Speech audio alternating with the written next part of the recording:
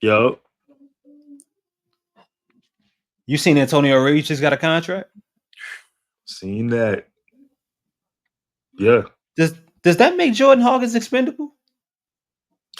Well, I We must know that Wow. first. Can't nothing and nobody fade what we trying to do and what we about to do. Second thing is, we got this game on our level. You understand what I'm saying? Welcome to another episode of In Space. I am your host, Chris Connor. Uh, Shout out to the good people that support us here. Scott Vicknair. We got Crystal Hot Sauce. You know what I mean? Um, we got everybody. Everybody support us. People, y'all watching, the viewers, the subscribers, y'all be sure to leave y'all comments. You know what I mean? With all, man. You know what I mean? We work it like work get done. So um first off, I want to apologize. I will probably say Austin Reeves at some point. Antonio Reeves is gonna be. You know what I'm saying. So I if I call him Austin instead of Antonio, just be happy I don't call him Keanu. Antonio, if you watch this, wow. ain't nothing personal. You know what I mean. I just but happy you're a Pelican. Lito, how you doing, bro? I'm all good, man. I'm happy to talk Antonio. I'm a fan. He nice. He got game. Yeah, man. So if y'all who knows, y'all, some of y'all could be new to the show, so maybe y'all missed us do a breakdown of Antonio Reeves. Maybe y'all missed Talk, the show that talk about it. Justin and Chaz did when Antonio got drafted, but we've had multiple shows so far about Antonio. We've had a Sunday show talking about Antonio, the Propels talk with Five, Justin, and Ross. I don't remember if Chaz was there or not, but everybody was there. Lito as well. And we all seem to have a common consensus on see, I call him Austin Reeves on Antonio Reeves. And I really don't think it's exaggerated praise, man. I think that this dude is going to be, I think he's everything that the Pelicans like. He's gonna be, he's a rookie, so he's still gonna have his flaws, and he has his flaws all just as an individual, like we all do, as currently set up. But watching him play the game of basketball, you just get the feeling he is going to make it somewhere. And you gotta ask Pelicans. He was him and Carlo both got 3-year deals for the cheap.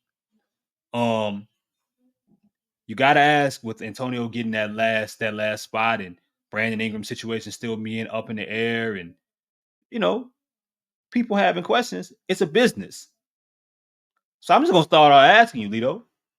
Talk to me. Forget the money. Forget the fact that they gave him a contract. That don't mean nothing at the end of the day. We just talking players, production, and the newness of an accessory, the newness of a player being at Yeah. your rotational disposal. Does Antonio Reeves make Jordan Hawkins expendable?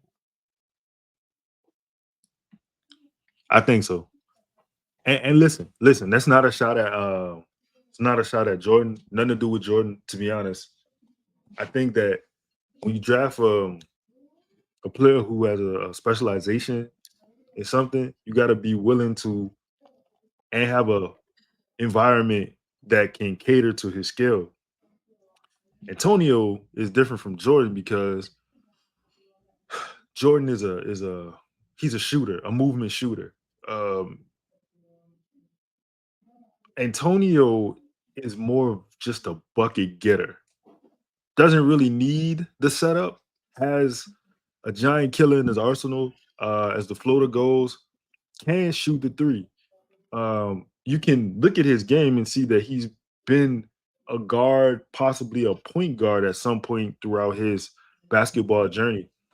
Um, the main reason why he will make Hawk expendable is the first round money, the lottery pick money that Hawk got. You're looking at a second round player, second round draft pick in Antonio, who has maybe late first round ability. Mm.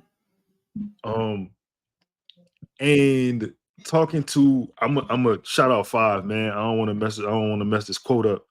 But we were talking in a group the other day, and 5 said this. This shows that they have faith in him and allows me to think that they're willing to move on from Hawk in a possible BI trade. This is when Antonio got the contract. So I agree with that. I think that when he got drafted, actually, in my mind, I was like, I don't know if that's a good thing for Hawk. So let me, Lito, let me ask you this. How much of, I guess, the way that Willie Green used Hawkins last year, of course, we all know the story about it being, there was a point period where he was on a bunch of different rookie first team lists, rookie second Yeah. team lists, and then Yeah. the minutes pretty much disappeared, specifically as guys got healthy, and even when they didn't, just wasn't consistent, whether it be for defense or whatever the coaching staff / Willie Green was looking for. How much do you hold on to that in your thoughts about Jordan, going forward, or could that simply just be a rookie thing? And should we wait until, and if we're allowed, should we wait to see how Hawkins is used this year with less, I guess, clutter around the position that he plays being available, knowing the system, knowing what the staff is kind of asking him to do, what Willie expects, and how to really, be a professional going into year 2? Again, my comments are not indicative of Jordan Hawkins' game. I think Hawkins is a phenomenal shooter. I think he could put up buckets in the NBA. My problem is that, to answer your question, my problem is that I'm not sure if the Pelicans can get Hawk where he need to be. Antonio Reeves does not need as much. He doesn't need the ball as much. You know what I'm saying? Like he can score buckets on a whim. Simply, he moves a little like Hawk, except he's not like, again, the shooter that Hawk is. And Antonio is perfectly fine driving, shooting a floater. He's perfectly fine shooting a midi. He drives and kicks. He has a better handle than Hawk, for one. I think Hawk, if he is traded, will be a great NBA player for many years to come. This is not indicative of his skill. It's simply, I don't think that the Pelicans honestly know how to implement him into the game plan. I think that Hawk makes Willie Green nervous because, I mean, obviously there's a lack of defense there, and he's a defensive first guy. I'm not saying Antonio Reeves is a guy who's going to set the world on fire with his defense, but one thing at Kentucky, Cal not go put you on the floor if you ain't giving that effort. Mm-hmm. And I think that he knows how to turn it on and turn it off at certain points during the game because he is a gamer, even though Jordan is a national champion who, Yeah. you know what I'm saying? Like, you got to take that into account too. But I think that Hawk is not physically as strong as Willie Green probably wants him to be. And he does have good anticipation. You see him go for weak side blocks. He attempts steals. You know what I'm saying? He's an athlete. But the thing is, when a bigger player is attacking him, he doesn't have the physical strength to maintain his defensive pose. And I think that bothers Willie Green. But just to land this plane, man, let's just say, hypothetically speaking, I was talking to Sports Drink the other day about Kessler Walker. He was saying that you trade Walker Kessler. I'm sorry. You trade Hawk for Kessler and maybe add a pick. I think that's doable. I ain't gonna lie to you. I was thinking about that. I'm not mad at that. But you put him in that system, Hawk that is, with that coach, man, that's gonna be ugly. It's gonna look like automatic regret.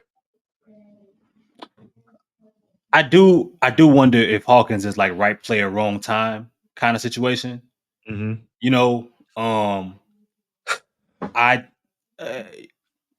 and this was part of my worry when they drafted him, right? Mm-hmm. Which is why I was thinking more like Cam Whitmore, someone who could do a little bit more, had a higher upside or predicted higher upside, even with the medical concerns that Whitmore has still has. But I get it, and I like Jordan Hawkins.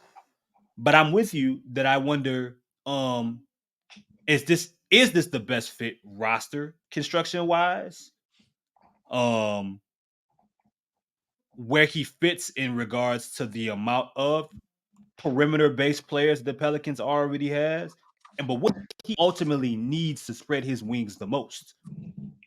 Now, of course, when this team isn't healthy, we saw last year, Jordan was best served when guys were out.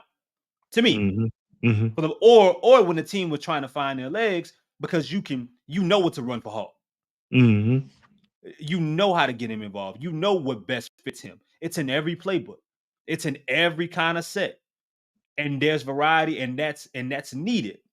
But there's so much pressure on him, Lito, to shoot the basketball well every game to be effective, that it almost hurts him. It almost hurts him. And I'm with you. I don't think the Pelicans have the right minded coach in that area, especially when we Mm-hmm. how Willie may view offense, for Hawkins to be able to get away with that. Now, we've seen him have games struggle, 5 for 17, 7, like Hawko keeps shooting the basketball. But can he go on a week? And I think I said this when he was drafted. Will he be allowed to go on a shooting slump? And his minutes not being altered, and being able to find himself and go back on a hot streak. With that, some of the other things on the basketball floor has to improve as well. We see the handle, isn't something that's necessarily going to be a threat right away. But how is he going to attack closeouts, getting to the free throw line, still showing that strength? They're just getting better on the defensive side of the ball. Do you how much of Antonio Reeves' age, which was used against him probably in his draft stock, but in your eyes, how much of him being 23 years old, how much can that help him in a situation like this where we're talking about him maybe one day making, a first round pick from a year ago being packaged up in a deal elsewhere for, an upgrade, even if it's the center position? I think tremendously. If you look at his journey, he's been him. This version of him, he's been him his whole basketball journey. Playing basketball in Chicago in high school, the floater was there early. Like, that's not a new development. The shot was there, the handle was there. He was under control. He's not a great athlete at all, so he understands body composition and angles when attacking the rim. Him transferring from, I think, Illinois State Yeah. to Kentucky to play with Reed and Dillingham, and they're clearly, it's funny, Chris, because I'm not gonna say they were the better players, but I'm gonna say with the hype that they were brought in with, he had to take a back seat to them. He led the You team in scoring. you could say that they were the better players. You could say that. All right. Yeah. I mean, yeah. I'm not saying that he better than them, but yeah, you know what I'm saying? Like, yeah, like they were clearly the better players. But for him to still lead the team in scoring is a testament to him. I'm gonna pick and choose my spots. I know when I'm needed. I know when I can get a shot. You know what I'm saying? And I think when you coming into the NBA playing with actual superstar talent in a Zion, in a star in DeJounte, in a star in BI, in a steady presence of CJ, I think that will suit him greatly. I think the presence of CJ McCollum suits him greatly also. I look at CJ and I look at him and I see a young CJ. They have a similar type of game to me. They're in between height for a guard. They don't have great athletic ability, but they possess the giant killer. They both are pretty. They both off the dribble. He doesn't have CJ's handle, but they off the dribble. They can get their shot off. And it's just a little bit of a tenacity to their game to where like you can't count them out. If you saw CJ play at Lehigh and you saw what he did to Duke, you saw the makings of a dude who could go into the NBA and be who he is. I see the same things for Antonio Reeves. I see a guy who I'm not saying he's gonna be CJ McCollum at all. I'm not saying that, but I'm saying I see a guy who can come to a team and provide scoring in different ways, provide maybe some facilitation, and just be a steadying presence. I think age, while it did him a disservice in being drafted at where he did, I think it's going to help him in the long run in his NBA career because going from where he came from in Illinois State to Kentucky, right? Like it's just certain things you pick up along the way, and maturity had to be one of them for him. And he had to, that's survival. Like, you go from Illinois State to one of the top programs in the nation. Like, you don't have long to figure it out and be a contributor and show that you deserve to be a part of the program from years to come. Mm-hmm. So that's a lot of pressure for somebody like him or for anybody, I would say. And he got better. And that tells me a lot about his mental makeup. Mm-hmm. I would say something else that helps him. I don't see McCullum at all. Like I guess I could see in the approach below the ground, below the rim, under the basket. That's all it is. That kind of situation of just knowing what he just simply wasn't gifted with and making the best out of it. But different conversation. But this, the issue with Jordan Hawkins is that I believe the Pelicans have so much on their plate. There's no way in hell that they can have a dedicated plan for Jordan Hawkins. They can't afford to. And that's the problem. They can't even, and there are teams that there are organizations that maybe wouldn't look at it that way.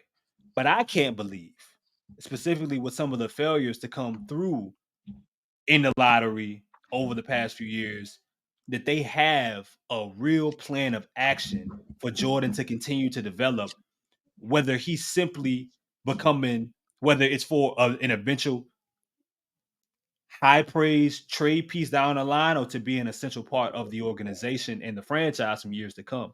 And that's what I struggle with, because when that is the situation and you are a guy like Jordan Hawkins, who probably needs structure, he needs an offense, he needs a point guard. Like there are things that he needs to accelerate, accelerate his advancement and overall growth as an NBA player. You know what I'm saying? And I think without it, and it's more of a, Chaz would say bring it out, Chaz would say bring your own bag, but without it, I think it's gonna be tough for him, because the difference is I think Antonio is made for that kind of, five talks often about that press conference where he asked Willie Green straight up about Trey Murphy, and he basically told Five, which I hate to this day, he got to get his offense out of the Florida offense. He got to get his out of the Florida offense. Well, Antonio's the kind of guy who knows what it means to get yours out of the Florida offense, and it's going to be more than just jump shots. I don't think Jordan's game is best served for that kind of system today. Nope. It could be down the line, but development-wise, I don't think Jordan is set to do that today. Antonio is, for a lot of reasons: game style, what he had to work on, what he traveled, his road traveled, and age, overall maturity, and I think understanding of what it's going to take for him to succeed. Yo, I agree with that, and I think that I'm gonna say this about Antonio because I want to respond to the Hawkins point. Antonio at Illinois State, right? He shot the ball. He shot a lot of threes. No, I said a lot. He shot 3 to maybe 4 a game. The issue was the percentages. He was shooting low 30s, like literally right at 30, 31%. Right. So his last year at Illinois State, he shot 5.9 threes a game, basically 6 threes. He shot it at 39%. Goes to Kentucky, shoots the same amount of threes, 5.9, shoots it at 39%. Right. Mm-hmm. All right. Check this out. Enter Reed and Dillingham. What the hell? That was weird. Okay. Reed and Dillingham come to Kentucky, right? This first year at Kentucky, he averages 14 points a game. Reed and Dillingham on the team this year. He averages 20. He shoots 5.7 threes, but he shoots at 44%. Yeah.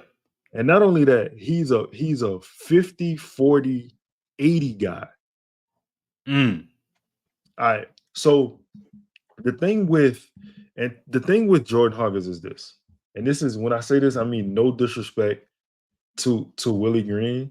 But I'm just gonna call it how it is.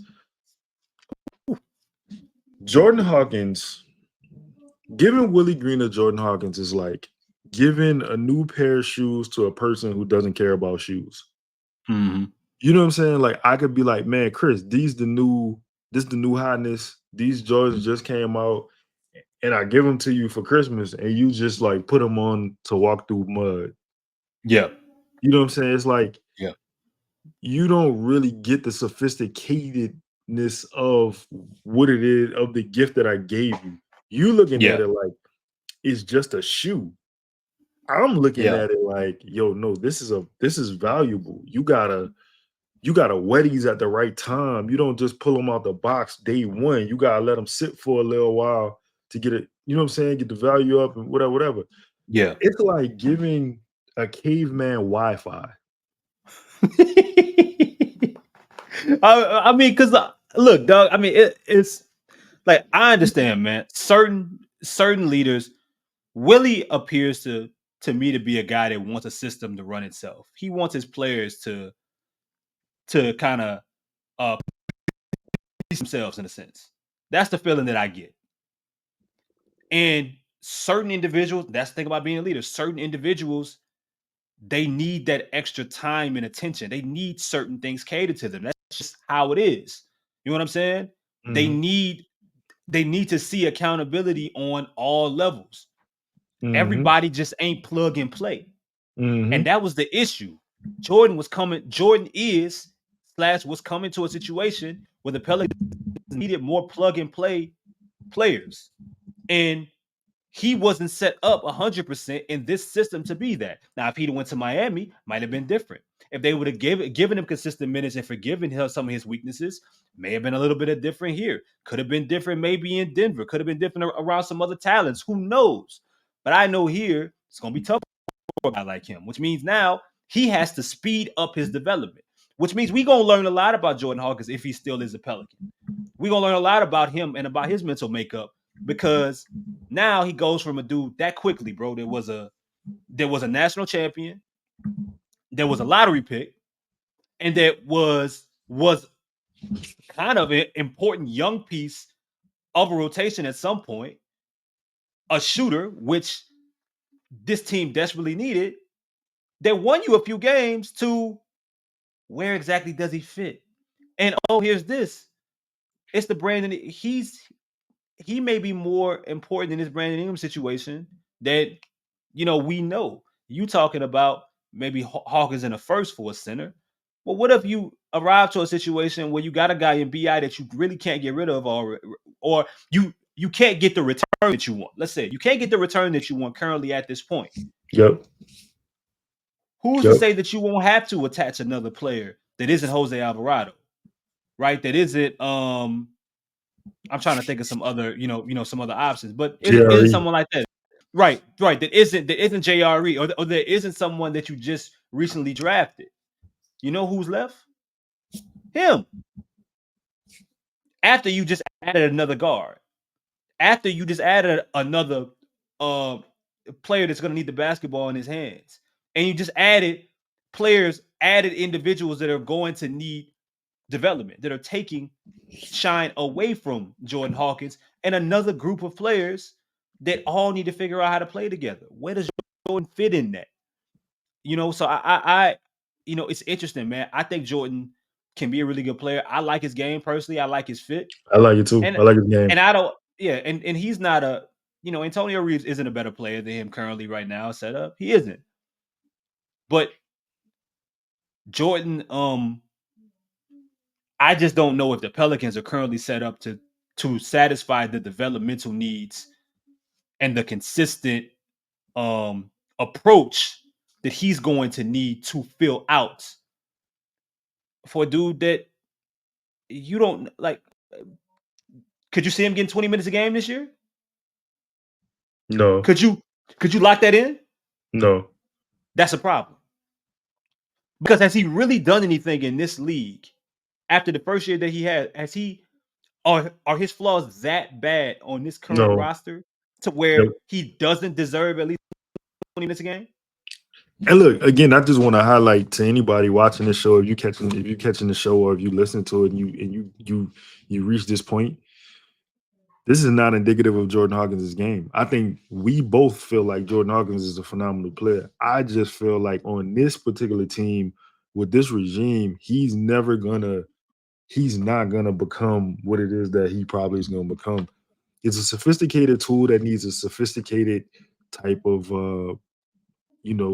person to integrate it into the offense. It's like, you know what I'm saying? You running Windows on a Mac. Like it just not go. It don't translate to that. It needs a little bit more sophistication. And look, Lito, that's currently set up. When you talking about importance, not who should be important. When you're talking simply about importance currently on the roster, offensive importance, go down the list and tell me where Jordan ranks. Good on the list of the roster? Yeah. Zion, no. B.I., no. Mm-hmm. CJ, no. DeJounte, no. Trey Murphy, no. That's 5 right there. What about Herb Jones? No. Daniel Tice? No. I mean, he is starting center, so no. So that's 7. What about Jose Alvarado? No. That's the only backup point guard you have on the team. So that's 8 players right there, Lito. And even if you say he's more important than Jose Alvarado or he's more important than Daniel Tice, you're still talking 7. And all those guys that a good majority of those guys are like they need the basketball. What about Matt Ryan? I'd rank Hawk ahead of Matt Ryan. Okay. Jared, what about JRE? I'd rank him above JRE. Carlo. Whew. I gotta be fair and rank him above Carlo, but man, I gotta be fair. It's just like, you don't draft a guy like Hawkins and go sit in the corner. Like, you know what I'm saying? That's what happened with Trey Murphy, and it took injuries. And just Trey for the most part making the best of it, but mainly injuries. For that not to be a problem with Trey Murphy. Did you see this shot? First of all, this pass was incredible by Najee. Yeah. But this shot, dog, like this is just something you don't have. Yeah. That's not only is that, Lito, as that movement, that's momentum shooting. Yep. There's one guy, Lito, on this team that can make that shot. Yep. Well, 2. Hey, look, man, we talking about trading them. I hate to lose them. I don't want to lose them. I'm a fan of this game. I was a fan of this game in college. You know what I'm saying? Like I saw him play in high school. I was excited when they drafted him. I pretty much Yeah. predicted him being drafted by the Pelicans. Mhm. I just, again, like I said, it's just, it's like if you would have give Dennis Allen Pat Mahomes, the guy. There you go. Right player, wrong time. Like, hey, what the fuck is he Right, gonna do? right player, wrong time, wrong system, dog. If the Pelicans head coach was truthfully an offensive minded one, I wouldn't feel this way. Because I bet you if you ask Dion Williamson, he wouldn't want Jordan Hawkins to go anywhere. No. Let me And you know, go ahead. no, finish your point.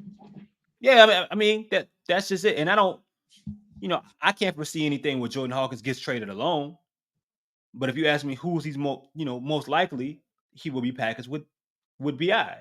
Now, when I knew Brandon Ingram was going to be traded, I was like, oh, that's another wing of sorts out of the way.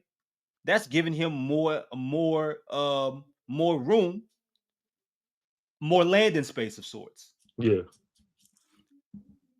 You know, like where is it, dog? Where is it? Where I just named you all those guards and forwards and wings. There's minutes. It's obviously minutes on the floor for him. You know what I mean? There's obviously that time to get it, but what are you asking for him when he's there? How is there a gap? I don't know another way to word this, so I'm just pause it right now.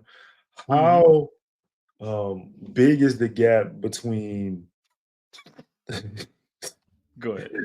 between Keegan Murray and Jordan Hawkins? It's that's a sizable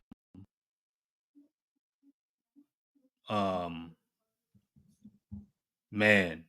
I don't even want to gap band. Just simply on Keegan Murray's height alone. Mm. Like Keegan's what 6'8", like 6'9", something like that. Yeah. So you get more flexibility there, and that's just when he's that big of a threat at that position, it just automatically like it's like talk about Trey Murphy. If Trey was 6'5" with the same ability, we'd be having a different discussion. But part of the allure, part of the part of the thing that makes him valuable. Oh, the video lagging on my end. But one of the things that makes him valuable is the fact that he's as good of an athlete he is, and he's 6'10", 6'11", however tall Trey is. So Keegan, I think that's height. You know, you automatically become a better rebounder. You get put in some better defensive decisions. Like I'd rather be forced to guard small forwards or power forwards than guards. Majority. I agree with that. But I'm saying, let me ask you this: shooting wise, what is the gap? I don't.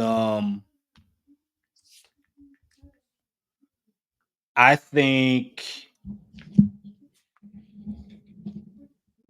Yeah, no. I think that's closable. I mean, if we just talking about just shooting, just overall, just shooting talent, I think you could compare it like today. I think it's comparable today. That's how, because bro, Jordan is a professional shooter. Yes. Not to say that Keegan isn't.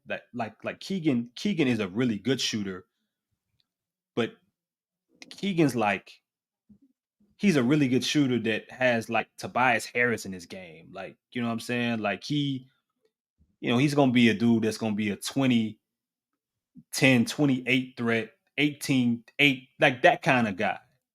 As a shooter, like that's who Jordan is. That's who he's been his whole. So I don't, and I wouldn't say even off of 1 year it's even fair, but fuck it. I mean, I say today Jordan's a better shooter than Keegan Murray. Yeah. Okay. Yeah. All right. But again, one dude is let me find out. Yeah, one dude 6'8", one dude was 6'4". Yeah. 6'5", you know, it's It's different. Like, who a better shooter now, Trey Murphy or Jordan Hawkins?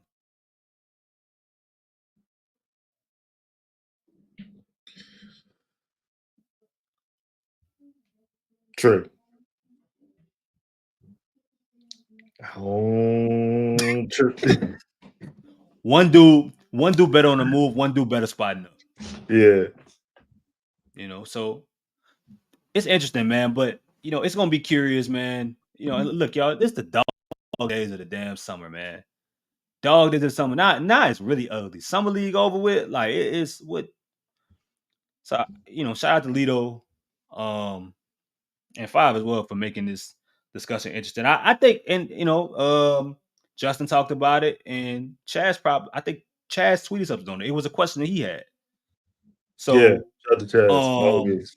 yeah, man. So it's real, man. Like you have to think about these things. And it doesn't mean that Reeves is a better player than Jordan Hawkins. It doesn't mean any of that. But it is a business side of things. And if you got a player that the coach didn't seem to be head over heels about necessarily, and you can package him up somewhere, and you can have somebody that you can say, all right, well, Reeves may not be ready to play 15 minutes a game right now at the next level, but where's the drop off with him long term in Jordan Hawkins, and what you're gonna be asking them to do, like role wise? And that's what I would ask. What's the drop off in role expectancy? I think so. I think Reeves got a little more guard in this game. Hey, be breaking the ball off the floor like he. Yeah, but I'm saying I think the Pelicans tried to. I know people talk about the Pelicans didn't have a guard in summer league, but the Pelicans tried to convert Jordan to that last year during the season. They tried to get him to be a point guard during the season. That's not what he is. Mm-hmm.